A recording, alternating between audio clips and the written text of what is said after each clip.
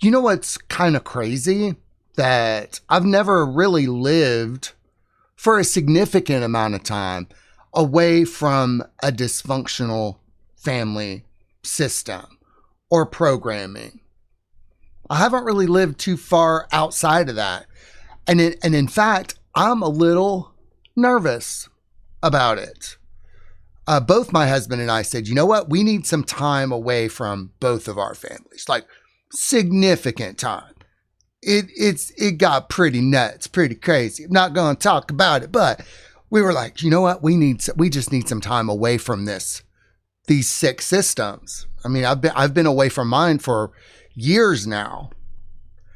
And Merrick is just now disentangling himself from his. Didn't want to do it. Oh God, no. But for us, it became a life or death situation. And we also knew that we had to start being ourselves, because not being ourselves was making us sick. In fact, it's happening to everybody. Hey, let me present something to you.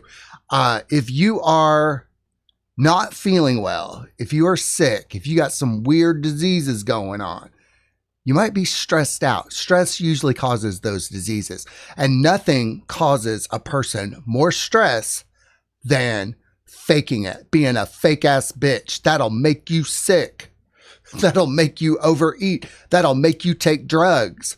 Not being yourself is the danger. So yes, there's some discomfort in not having a dysfunctional system to rely on, because it's kind of been the modus operandi my whole life, to a degree. We're going to talk about the journey out of falseness today. How do you be yourself when you don't even know how to be yourself anymore? Nobody wanted you to be yourself. Authenticity, for me, was a threat to those systems. Truth was a threat to those systems. So today we're going to talk about how in the fuck do you be yourself when you've been a fake ass bitch. But you can't be a fake ass bitch anymore. You can't. It's not healthy. It's not healthy to be a fake ass bitch. So we're going to talk about that today and more on the Shaman Patrick Show. Let's go. He was once a storm in human form, sharp tongue, cold soul, heart worn and torn, living like a ghost who missed his grave till the spirit sang out and called him brave. He got rewired by the great unknown, heard the call like a dial tone to the bone. So pull up a chair, enjoy the glow. This is the Shaman Patrick Show. You know, almost every family is dysfunctional these days to somewhat of a degree. But for those of you who come from narcissistic, alcoholic, abusive families, there's one thing that is very disturbing. There's this sense of competition, sabotage, parents being jealous of their children, brothers and sisters being jealous of each other. But it can get really sick. And I don't want that shit in my life anymore. Maybe you've gotten to that point too. You're like, you know what? I don't want, because it's not genuine. It's not love. That's not love. Being jealous of each other and sabotaging of each other. I didn't really know how bad it was until I started wanting to do things for myself, wanted to be successful on my own. I don't know, made people feel some type of way. And what am I talking about being successful? Being able to pay my bills on time, being able to pay a car payment, being able to pay my rent. That's my version of successful. That's too much for some people. If you are successful and independent, that's a threat, don't you know? Without getting too much in the weeds, I just want to briefly say, for anybody out there who's gotten sober, you might understand what I'm talking about here. For most of my life, I was told, if only you would quit drinking, if only you would stop doing drugs, if only you would get your life together, if only. So I did all those things. I got sober, I got married, didn't need their money anymore, didn't need their support anymore. And I figured out that was not what they wanted. That was not what they wanted at all. See, they never expected me to get sober. They never expected me to get my life together. They certainly never expected me to get married to such a great guy as Merrick. me fixing all the issues in my life was war. It was war. Declaration of war. You're not allowed to be healthy. You're supposed to stay sick right along with us. So after 7 years of sobriety, about 7.5 years of sobriety, here is where I am. I spent some time trying to appeal, trying to shove down my authenticity, not speaking up, because, when I got sober, I was like, you know what? I can't really do this anymore. I can't do the drama. I can't do the whatever it is y'all are doing that y'all call love. Can't really do that anymore. So I started censoring myself. Like, I started not speaking up. Like, it was a self-censorship. The IBS started, the other symptoms started. So it's come down to the wire, yo. I gotta be authentic or die. I gotta be authentic or die. But I don't really know what the fuck I'm doing either. I'm a co-experiencer.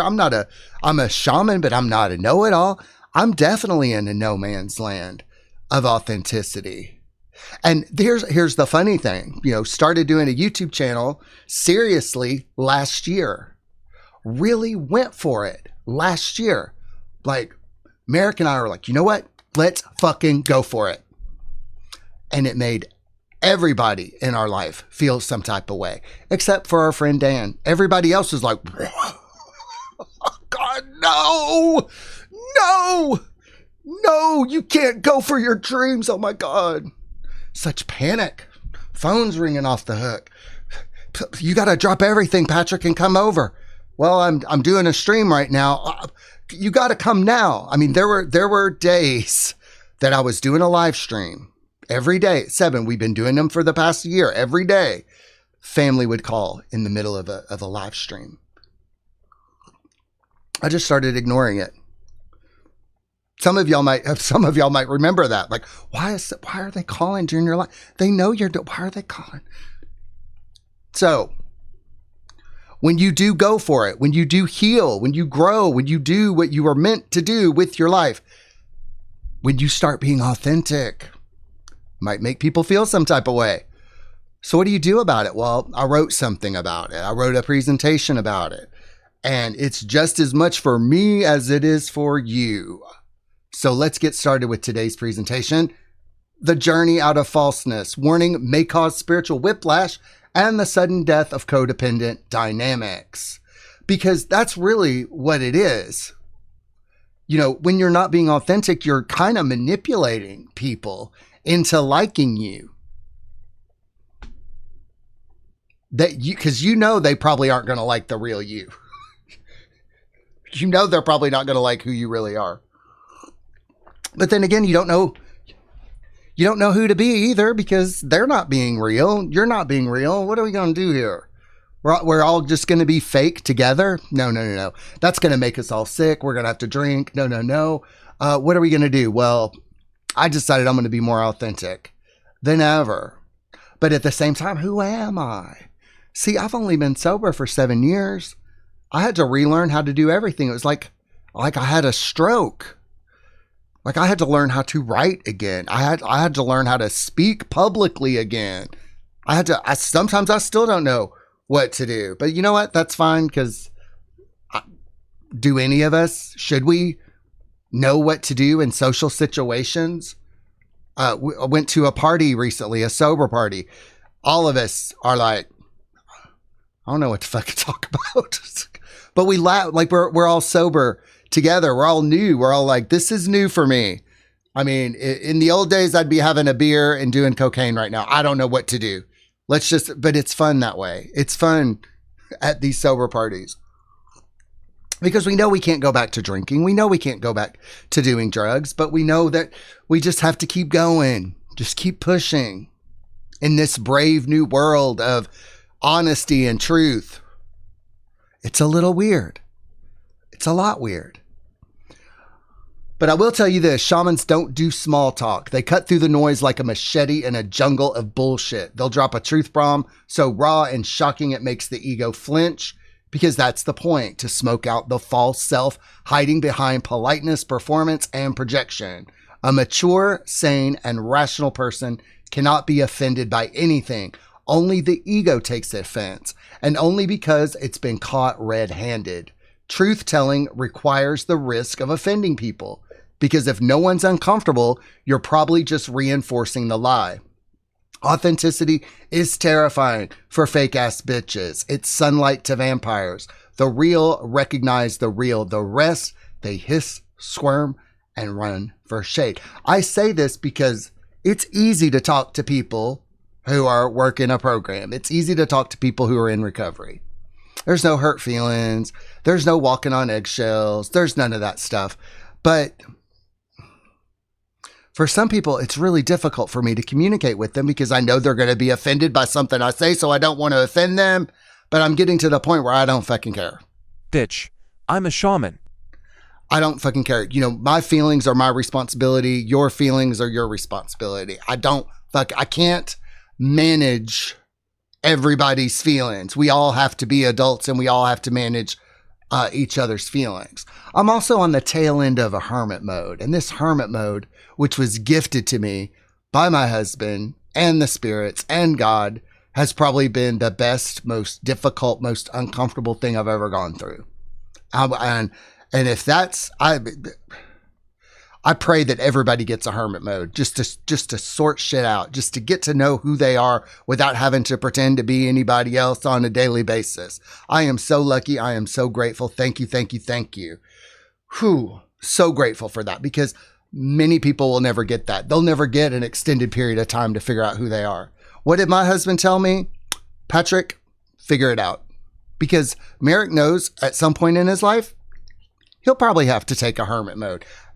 Used to people would go on sabbatical to figure things out. Well, our world's not really set up that way anymore, but it should be. Maybe save up to go on a hermit mode. It's incredible. But during this hermit mode, I really learned who I was on a molecular level, almost a very fine level. My family screwed me up. What's your excuse? And not receiving any gaslighty input from other people. Like I learned to care not what other people think so much during a hermit mode, because I didn't have to keep any lies going. I didn't have to keep any niceties going. I didn't have to keep any fake shit going.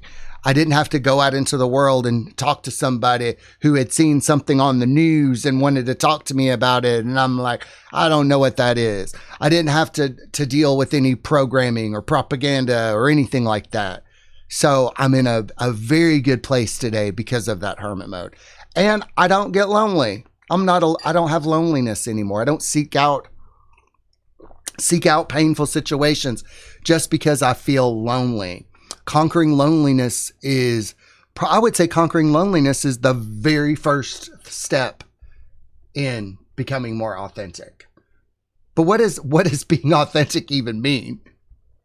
Being authentic means you stop performing for approval and start living in alignment with what's actually true for you. It's not about oversharing or being brutally honest as a personality quirk. It's about making your words, actions, and choices match your inner reality. No masks, no people pleasing, no editing yourself to fit someone else's comfort zone. Authenticity isn't a vibe, it's a discipline.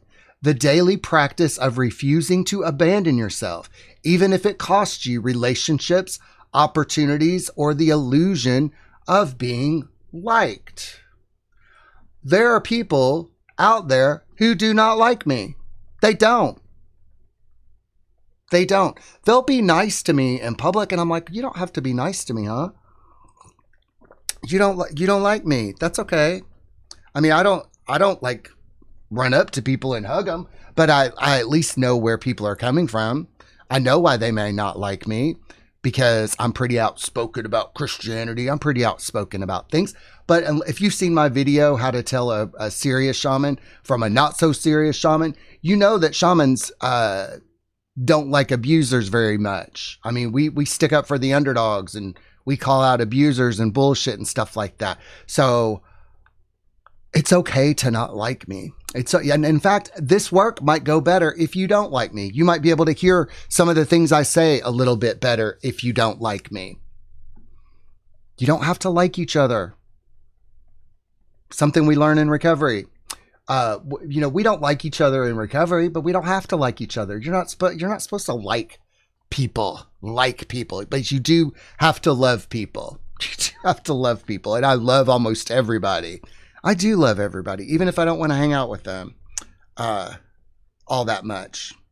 Moving this fan. I got a fan down here to keep me cool on these hot summer days.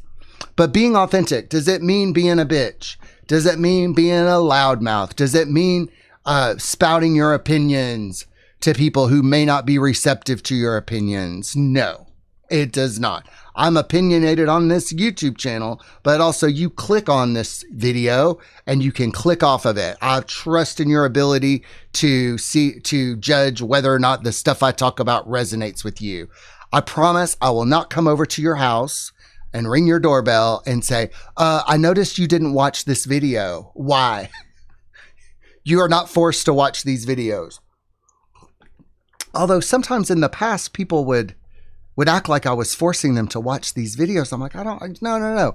You come here for a specific purpose. I may not even know what that specific purpose is. You may not even know what that specific purpose is. But being authentic means I know that you're grown up to handle the things that come out of my mouth. I know you can handle hearing things you disagree with. Because if you had had the same life experience that I had, you would have the exact same beliefs as I did. And that would be boring. This would be, if you had the same life experience that I did, this would be so boring. You would be falling asleep right now. Although some of you say that you can fall asleep to these episodes. And I'm like, wow, I'm not boring, huh? No, I fall asleep to videos as well. There's some people I just like to listen to while I take a nap. I don't know why. I can't explain it. But authenticity isn't a vibe. It's a discipline. Let me give you an example of authenticity. Last night, I was so tired. Last night. It was like 5 o'clock and I wanted to go to bed. I was tired, but my husband wasn't ready to go to bed yet. And we like to go to bed together. So I forced myself to stay up. And I got irritable. I got tired. So I should have just gone to bed. But I didn't. I stayed up until 7:30. And then we finally went to bed. And I fell asleep at 8. But I wasn't being authentic. I was being a fake ass bitch for my husband. So see, that's on me. I should have just gone to bed. So let's talk about something else. Let's say somebody invites you to go to a family reunion. And you don't want to go to the family reunion, but you know that they'll be upset with you if you don't go. So you decide to go to the family reunion and you have to put up with a lot of criticism, a lot of weird questions, a lot of projections, and you end up feeling bad. And you come home and you're sick, like most people are when they got to do shit like that. And you feel sick the next day. Well, that wasn't being very authentic. What would you say if you're authentic? I don't want to hang out with you people because y'all are miserable. Y'all are really miserable people, and I don't want to be miserable right along with you. That's being authentic. You can tell people the truth. Sometimes their feelings will be hurt. That's not your responsibility. I told somebody that I didn't want to ride in a car with them because they were mean and they argued and they laughed. I haven't heard from them since. Hey, if you've got people, if you want to go no contact with people, just tell them the truth and they'll go no contact with you. It's actually not that hard. Just tell them the truth. You are mean, miserable people, and I don't want to be stuck in a car with you. You'll never hear from them again. Never at all. They'll say, why are you being so mean? You're being cruel. Too bad. Too bad. Too bad. Hey, it becomes a life or death situation. You feel so much better when you're speaking the truth. The truth. Why would you lie to people? Why would you lie to people? I don't know. Are you being a fake ass bitch? And by the way, we have a song coming up at the end of this episode called Fake Ass Bitch. So stay tuned for that. So living inauthentically feels like wearing a costume that never quite fits. You second guess everything you say, obsess how you're perceived, and replay conversations in your head like a paranoid film critic. You laugh when it's not funny, agree when you don't mean it, and swallow truths that are burning holes in your throat. Your energy is drained from constantly managing impressions, and you feel this low-grade resentment toward everyone, mostly yourself, for keeping up the charade. Over time, you stop recognizing your own reflection because you've been living as a character instead of the main damn human. Now, when we talk about, not being a part of a dysfunctional system, it's not their fault, okay? It's not their fault because you had never been authentic with anybody in your life. If you think I'm talking about you, I am. You, especially if you've had an awakening, gotten sober, had a realization, changed suddenly, when you stop lying to yourself and to other people, the people that you used to lie to, they won't know if you're lying or not. They may think you're lying or going through another phase. They may not know how to handle you. Even if you sit them down and have a talk with them and say, you know what? I've changed. People change. I've changed. They may never know. You may have been fake with people so long that when you start being authentic, nobody believes you. That's the way it was with me. But here's the thing. I'm going to give you a timeline. When you start being yourself, it takes about 90 days for people to catch up with the new version of you. If you just start, some people might fall away and some people might come on. Man, that would be a good book, wouldn't it? 90 days to the real you. Oh, let's write that down. 90 days to the real you. It'll take about 90 days, but you have to keep up with it and you can't backslide into being a fake ass bitch. You just can't. You can't. But are you being a fake ass bitch?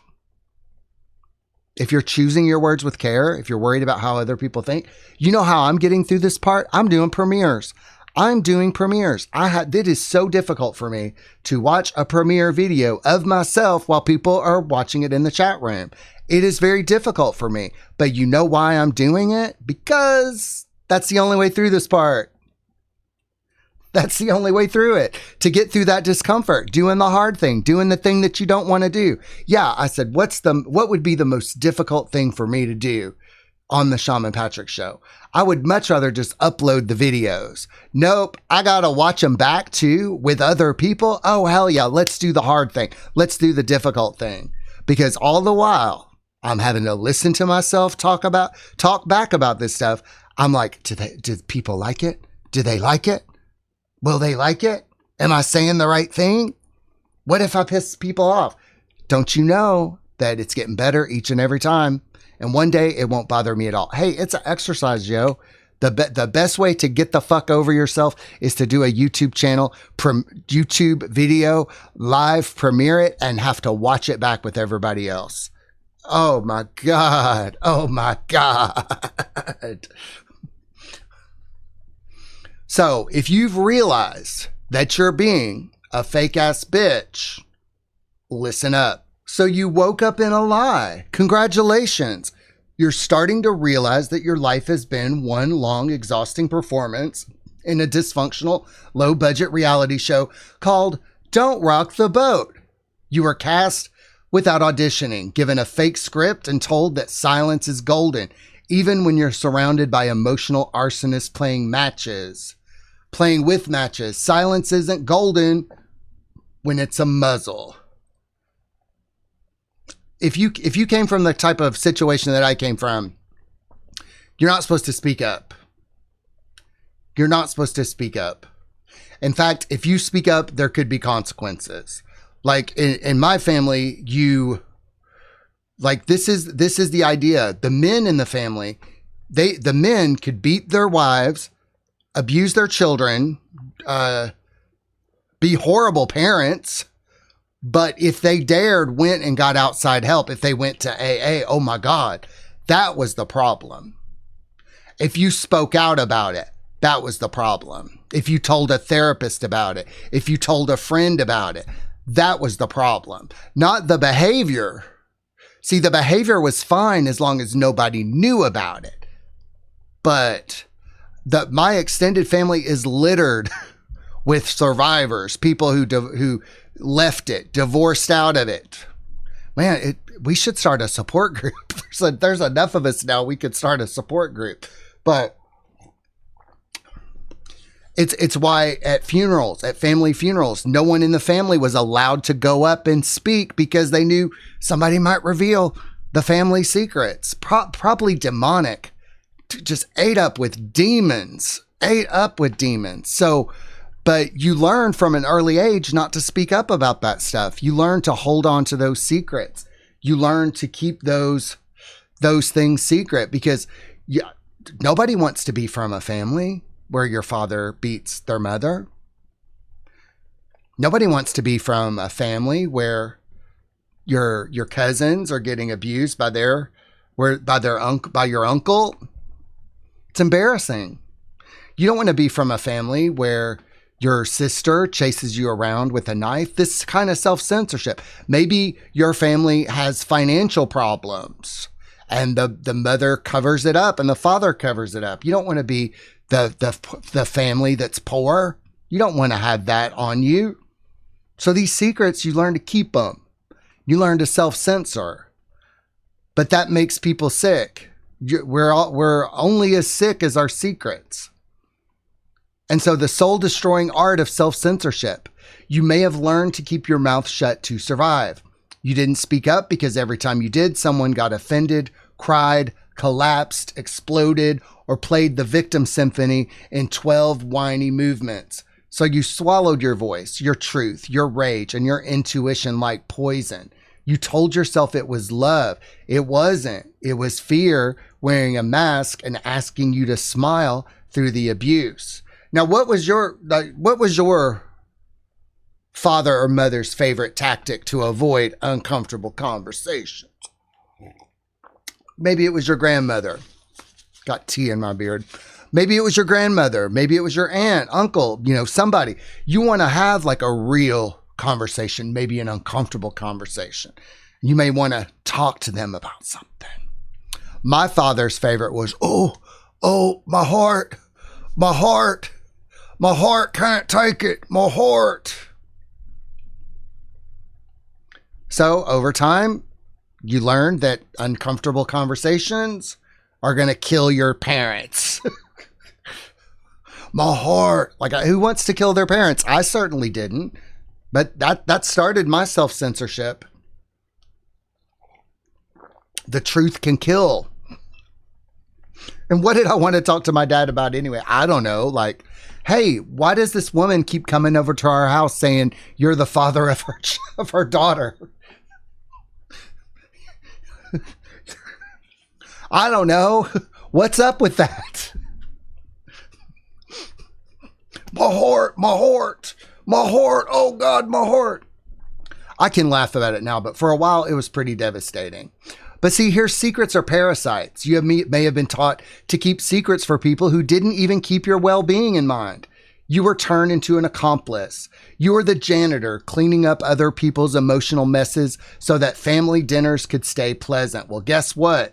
Secrets rot the soul, and the longer you hold on to them, the more you start smelling like the lie. Stop being the safe deposit box for other people's bullshit. Stop it now. Stop it. Stop it. If people want to do fucked up shit in their life and they want to unload onto you, they want you to share their burden. And when people want to tell me a secret today, I'm like, the deposit box is closed. I have a pretty clean slate here. I have made my amends. I have done what I can to help people. I've forgiven people. People have forgiven me. This is a truth zone right here. And if you've got secrets that you want me to keep, it's going to cost. It's not free for me to keep secrets for people. It's actually going to cost money today. It is. Because secrets make you sick. So if I'm going to have to keep a secret from somebody, I'm probably going to have to go see a gastroenterologist. I'm probably going to have to go get dental work done because I'm going to grind my teeth out, even though I don't have them anymore. I'm probably going to have to go back into therapy. I might have to start taking an antidepressant again because secrets are expensive for me. So if you want to tell me a secret, I need to start like a retainer fund. Like I need to set up a trust to be able to keep your secrets because secrets cost a whole lot. You're only as sick as your secrets. And I really don't have time to go to therapy or Al-Anon or anything else just for the privilege of having somebody in my life to keep a secret with. Do you see how cuckoo and cockamamie it is? There is a physical, financial, emotional, health cost to keeping secrets. It is quantifiable. So this is how I deal with people and their secrets. Don't do shit you're ashamed of. Don't lie to people. Don't steal from people. Like be a decent fucking human being, and then you won't have any secrets to keep.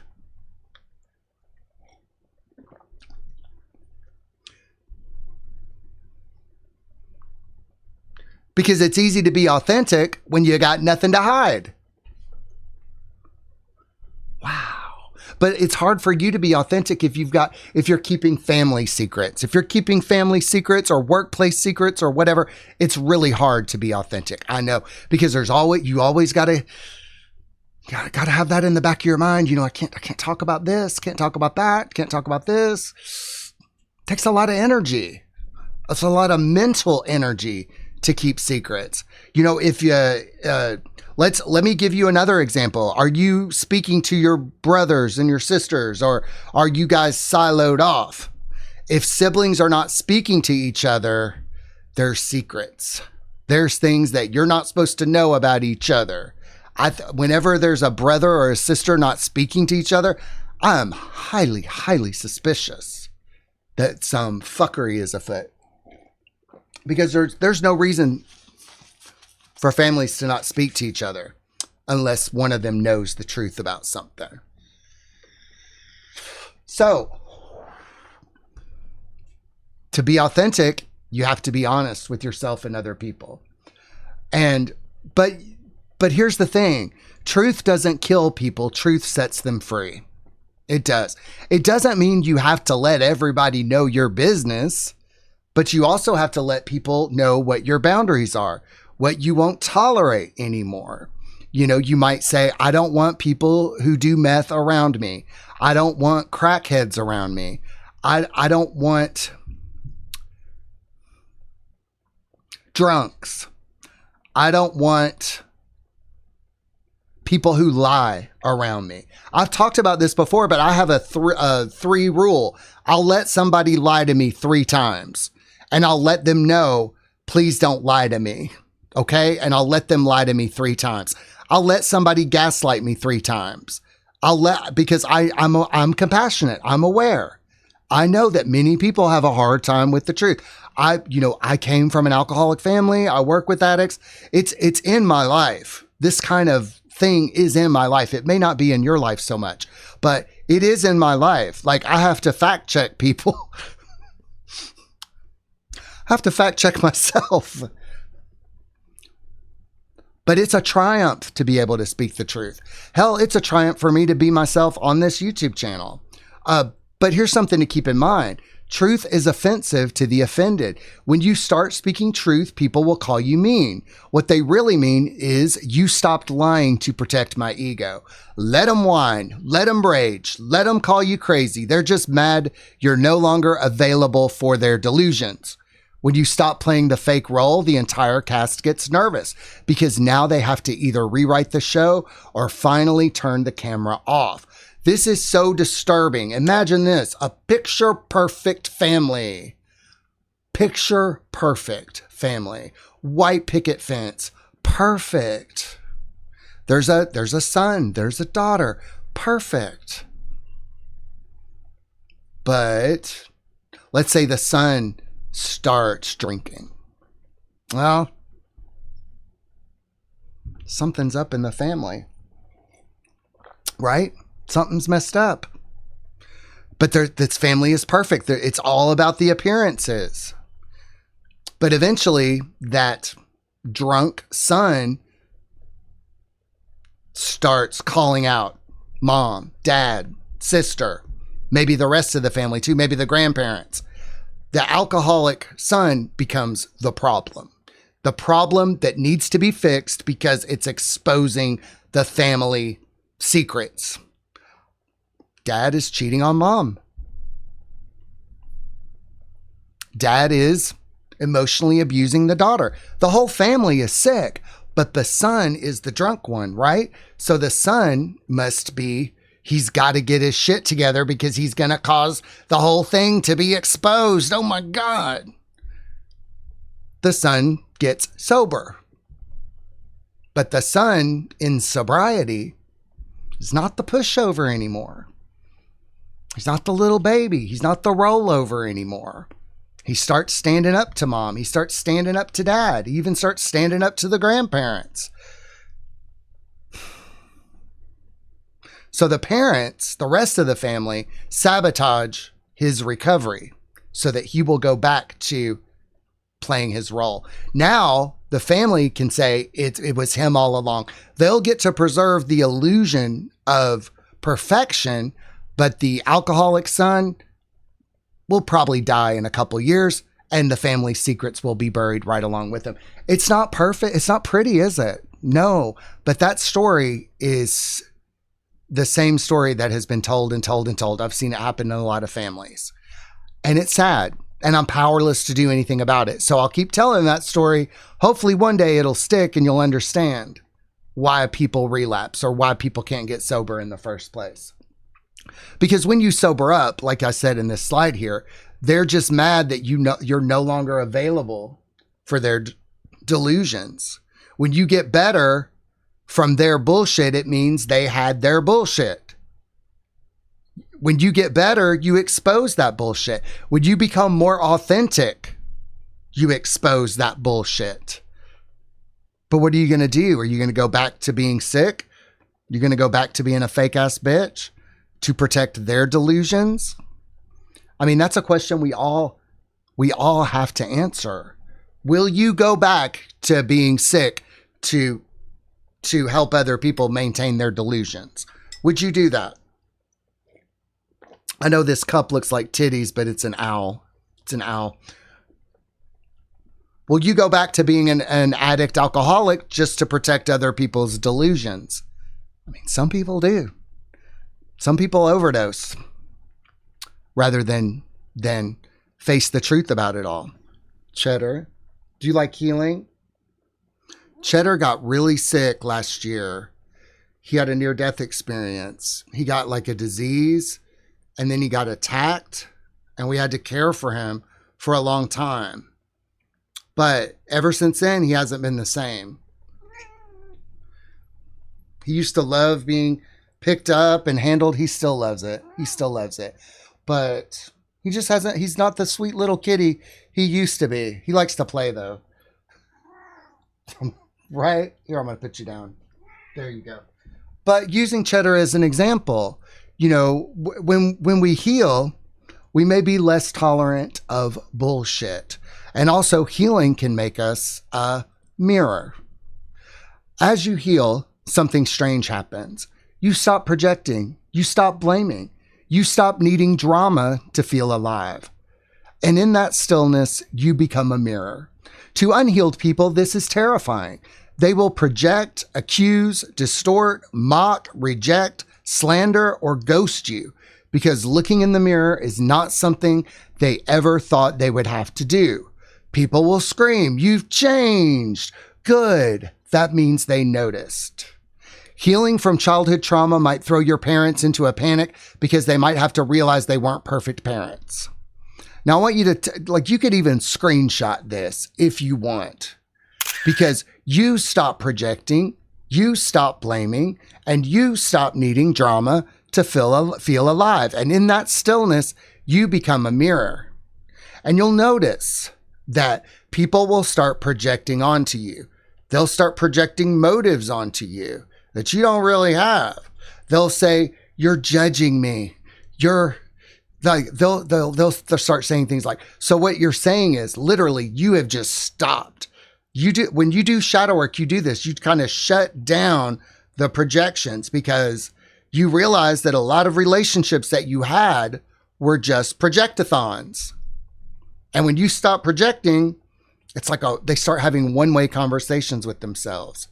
And that healing does make you a mirror. It does. And you just start reflecting things back to each other. It is very strange. It's a strange sensation to go into a room of people and have them project on you. You cannot correct assumptions that they've made about you. It is very strange, but you must get through that part. You must get through that part because those projections, they're trying to convince you to go back to being sick, to go back to being who you were, because they are seeing themselves reflected back and it's not pretty at all. That's why they say things like you're being mean, you're cruel, you're heartless.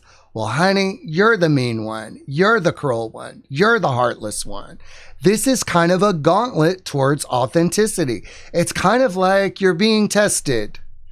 Are you going to fall for those projections? Are you going to hold on to the truth of who you really are?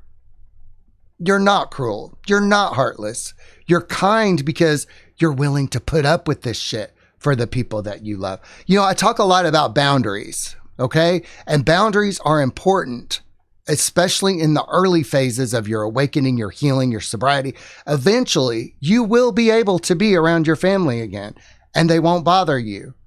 But you got to get to that baseline. All right. You have to get to a baseline of authenticity of who you really are in order to be around them again. You do. I don't know how long it's going to take Merrick to be away from his family. I don't know how long it's going to take me. I think I could go over to my family's right now and be fine. I do. But why tempt fate? But know that you will be able to do that if you want, if you need to go to a funeral or go to a wedding or something. You will be. But if you feel really terrible right now, especially if you have digestive disorders, headaches, autoimmune disorders, you're not going to be able to do it. It's probably just going to make your disease a lot worse. But when you decide to quit performing for other people, understand that the peanut gallery hates a quitter. You used to perform for an audience of people who gave you nothing but headaches, guilt, and maybe a couple likes on your trauma posts. They weren't invested. They didn't help you heal, but they sure had opinions. Now that you're canceling the show, they're banging at the stage doors, asking where their backstage passes went. You owe them nothing. You don't. You don't. I mean, you may have gotten the hostage talk, that I'm never going to leave you. I'm not going anywhere. Or, where family is everything, or family is important. Yes, family is important until you don't play your role. Then you quickly see how important family is. You see this in workplaces. You have your work friends. Your work friends, you're inseparable, man, until one of you becomes the target of a narcissistic HR manager. Guess what? I didn't say that being authentic was going to be easy at first. It's not. It is full of discomfort. But there's only one thing to do, is to get through it. Like I'm getting through it right now. At 53 years old, I'm finally being authentic. Now being authentic means doing exactly what aligns with your values and your beliefs. I've always been outspoken. I've always been a jokester. I've always been honest. I've always cracked jokes, but I'm talking about what it means to be authentic. You don't do things that go against your values. I don't fuck with narcissists anymore. I don't. If I see that shit start to come up, I'm like, well, thank you.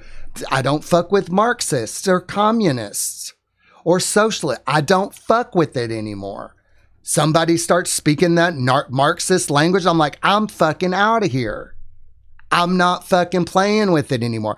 Now, the way I used to interact with that stuff is I used to grin and bear it. I used to just kind of go, when people started saying Trump supporters are evil, Trump supporters need to be blocked and banned from all society, I would just kind of go. Now I don't even do it. If I encounter somebody like that again, I'll go, oh, shut the fuck up. Shut the fuck up. That's being authentic, or just leaving, That's being authentic. You don't do things that compromise your values, your beliefs. You don't let people pull shit on you. You don't let people lie to you anymore. That's being authentic. It really doesn't have anything to do with your personality at all. I mean, I haven't had a problem with my personality, but doing things that are against my values and beliefs. That's what authenticity really is. No, I don't want to go to your church. Speaking the truth is often uncomfortable.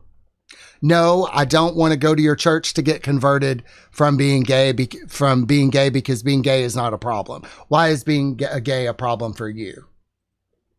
Do you know what? If you're tired of being a Christian and you'd like to try being gay, I can direct you to gentlemen that might be able to help you with that if you want. If you want to give it a spin, give it a spin. Contempt before investigation and all that.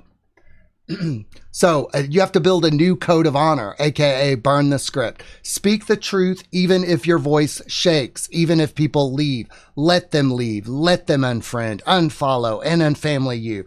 Tell the people in your life, I don't gossip anymore. Have you had to do that with people? I had to do that at a job. Like people were gossiping. And then I just said, God, this makes me feel sick to my stomach. I can't take it. All this gossiping. And I just stopped gossiping. Wasn't very popular. Wasn't a very popular person. But I didn't call it out. I would just leave the room if they started gossiping. I would just leave. And that's the one thing about this hermit mode is that I don't have anybody to gossip with. It's been very good. I don't keep secrets that hurt me. I don't censor myself to keep you comfortable. Now, when you say these things, you're not being dramatic, you're being sovereign. In fact, those 3 things, write those down. That may be all you need to be more authentic. Another thing is lean into that Toltec wisdom. Be impeccable with your word, the 5 agreements and all that. Be impeccable with your word. Don't take things personally. Don't believe everything you hear. I can't remember them right now. See, they're so hard to remember. Always do your best and be skeptical, but learn to listen. Be skeptical, but learn to listen. That's probably the big one. But if you follow those 5 agreements, you'll be fine. You'll get closer to who you authentically are. And especially not believing everything that other people tell you. People will tell you a lot of shit. People will probably not be able to tell you the truth about some things. But if you know the intentions behind what people are saying, people can lie to you and you just don't care. You don't care. Like if you say, hey, let's go out to dinner. And they'll say, no, I'm not hungry. But you know that it's because they may not have money to go out to dinner. And you could say, let's go, my treat. Because you know that they don't want to pay for dinner, but you offered to pay for it. And then if they still don't want to go to dinner, they probably just don't want to go to dinner with you. But, some people are embarrassed by some things. I know. But if somebody asks us out for dinner, we'll say, it's not in the budget, but we will love to go to dinner with you at another time. But it's time to revise your history and reclaim your power. You're allowed to rewrite your past with the wisdom you now carry.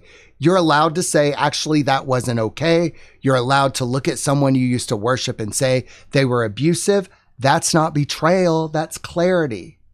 That's clarity. Can you kind of get it out of your head that speaking the truth about this stuff is betrayal? Do you know that guilt makes you sick? So, for the longest time, I felt guilty by saying the stuff that my parents did. Like I felt guilty over it. Like, oh, my poor parents, having their secrets exposed. But, you know, eventually I don't feel guilt over it anymore, because I got to the point, it was like, how about y'all just not do that shit? Or how about you guys say, I'm sorry for that stuff? No one in my family has ever said, I'm sorry for what we did. No one, not a one. I don't expect it either, but that gives you clarity as well, because if they apologize for it, that would mean that they actually did it. Man, they were just kind of hoping those secrets would die with me, and they didn't. Wow, wow. And you can get that way too. Like, you might feel guilty for the way that other people treated you. And that guilt will make you sick as a dog. It'll make you sick and tired. So if you can't think of it as a betrayal, it's just clarity. Now you know the truth. Now you know the truth. But realness has consequences. The more real you become, the more fake people disappear. Let them. They were set pieces, not soulmates. Where you're going, being fake isn't just dangerous, it's a spiritual liability. You're stepping into a reality where truth is currency, honesty is intimacy, and authenticity is power. And here's the thing. You know, Merrick and I were having a difficult time in our life, and we couldn't pretend that we were 100% okay. Because like I said earlier, you know, we had decided to take a real stab at this YouTube by being consistent and going for it. We did not expect family members to try and sabotage that. And we had to be honest about that. We didn't want to be honest about it, but at the same time, we couldn't deny that something was going on. And I told Merrick, I said, we have to be honest, because if not, we're frauds. Like, our channel is about being honest with what's going on in your life, whether it's uncomfortable or not. And I said, I'd rather tell a different story. God knows I would, but we kind of can't. You know, I think the goal was to slip us up and to ruin our confidence and make it so that we couldn't do it anymore. And so we just had to fight harder. We had to work harder, because I said, if we pretend that this is not happening, we'll be frauds. But if we talk about it, it's going to feel like a betrayal. And that's why I said it's like a H.P. Lovecraft horror novel, getting out of that. But if we can do it, anybody can. It was very scary. We're like, how do we tell the truth about something that everybody else is denying? Oh my God, it's difficult. Fucking difficult. So here's your permission slip. Rock the damn boat. Set it on fire if you have to. Swim to shore and build your own ship. Truth is your compass now, and falseness is just dead weight. Drop it. Yeah, I'm not going to keep the secrets for people. And so, but the most important thing, you know, I talk about some of the situations, but I'm not telling the story anymore. I'm sharing the wisdom gained from it. And there's a difference. I've converted that pain, those stories, into wisdom. It doesn't affect me anymore. I don't connect with it in the same way that I used to. And this is advice. Stop telling the story. You don't owe anybody a documentary about your pain. We get stuck in these old ass stories explaining for the 100th time why we don't talk to our parents, why our siblings ghost us, why our ex is blocked, why that friend became a cautionary tale. But here's the truth. Those stories aren't even about who you are now. They're about who you were when you were still bleeding from the wounds. Every time you retell them, you keep yourself chained to that old identity. Playing reruns no one needs to see. You don't have to justify your boundaries. You don't have to give people the highlight reel of your trauma just to make them understand. You can simply say, we don't speak, and leave it there. No story, no performance, just your truth in real time, unedited, unapologetic, and free. Commit to only telling the story or talking about it with certain people. No one else needs to know. No one else needs to know. So, you know, we don't tell the story anymore. We'll talk about it on YouTube, but we don't tell anybody the story anymore. I don't even bring up family at all. Neither does Merrick. I mean, new people, we don't even bring it up. Like, we used to talk about my brother-in-law, but we don't see him anymore. So they're like, it's just Merrick. It's like, Merrick and I we just popped into existence. We don't tell those stories anymore. But we did tell those stories when the wounds were fresh, when the hurts were fresh, when we were trying to get equilibrium, when we were trying to figure out what the fuck happened to us. If we're the sober ones working a really good program, what the fuck is going on here? How'd this happen? I tell you, drunks will drive you nuts. So the journey out of falseness means that you stop telling those stories. They don't apply to who you're going to be. But if those things wouldn't have happened, you wouldn't be who you're becoming. I'm very grateful for it all. I'm very grateful for it all. But that journey out of falseness means you don't need to go back and look at those stories for evidence of how far you've come. In fact, they're a trial. I think everybody who's really going to get it, and I mean ego stuff, has to go through shit like this. You have to go through this. It's a trial. And if you haven't gone through this kind of stuff, I actually pity you. If you've never had to figure out falseness, I mean, it definitely makes you more conscious. You know, if you've had a very difficult life situation, the chances are you're going to have a more profound awakening. It just can't be any other way. I mean, there is no coming to consciousness without pain. And dysfunctional shit, abuse, addiction, all that stuff is really, really painful. So happy birthday if you've gone through something like that. If you've had a really painful life experience, you're probably going to awaken harder than somebody who has not had a painful life experience. Or if somebody had a lot of buffers or a lot of numbing agents, so to speak. Primarily, these situations that happen in your life help you to become a real person and no longer a fake ass bitch. And that brings us to the part of the Shaman Patrick show where we play the AI song of the day. It is called Fake Ass Bitch. I love it. I love it. I love it. If you would like to help grow this channel, please like and subscribe, comment, or use an emoji if you've got nothing to say. Share this content with others, join this channel and support the work we do and get access to members-only videos and features. Thank you for watching and growing with us. Also, don't forget our new book, The Machinations of Ego, is out now. Get it, read it, wake the fuck up at concreteshamans.com. Don't forget that we love you. Yes, we do. And now it's time for the song Fake Ass Bitch.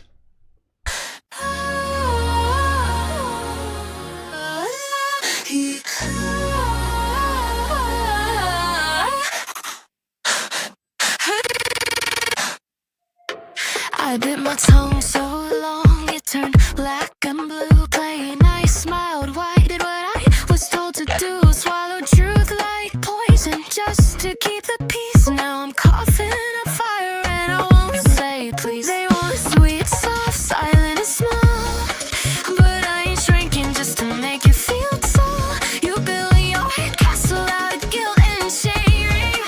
Now you're mad, I'm torching the game. I'm not a fake ass bitch, I say what I mean. Don't do small talk, gossip or passive aggressive scenes. I'm not your yes girl backseat, play nice snitch. Nope, never been, never will be a fake ass bitch.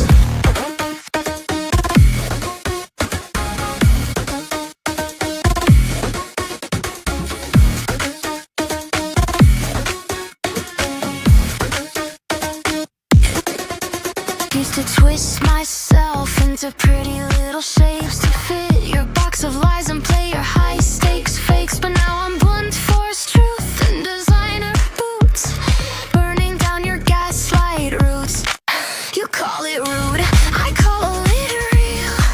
You're scared of truth cause it makes you feel, and ask you where it's cracking fast. Better find a meal and face your past. I'm not a fake ass bitch, I own my scars. Won't dim my shine for your broken heart. I'm not your echo shadow, psychic witch. Nope, never been, never will be a fake ass bitch.